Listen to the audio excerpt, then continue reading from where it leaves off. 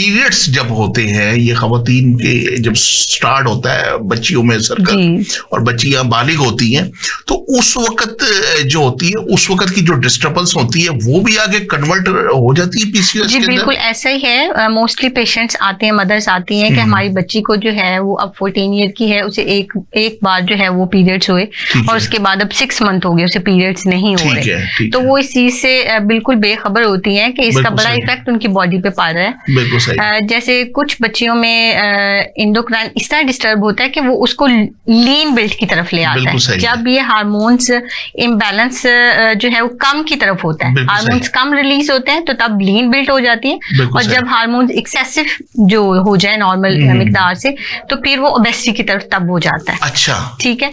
तो बच्चियों का साइकिल जो है वो, इसको आपने जरा वजाहत करनी है। उसकी वजह ये है कि खवातीन आप खुद सुन रही हैं और बहुत परेशानी है, बहुत ज्यादा कॉम्प्लिकेशन है, तो हम चाहते हैं कि डॉक्टर्स उसकी जो दवाइयां अद्वियात है उससे वो जान छुड़ा के नेचुरल की तरफ आए।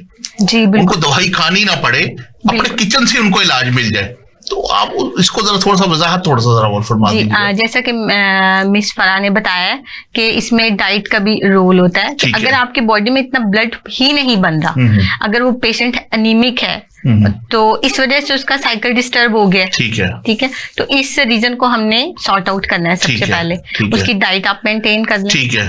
फिर अगर हार्मोन्स का इम्बैलेंस जो है वो आप मेडिकेशन उसकी करवाएं, या डाइट में हम ऐसी डाइट लें जो इसका बैलेंस खुद से नेचुरली जो है वो ठीक करे। ठीक है। और दूसरा, आप बच्ची को अगर वो ओबेसिटी की तरफ जा रही है तो आप उसे एक्सरसाइज वगैरह करवाएं। अच्छा।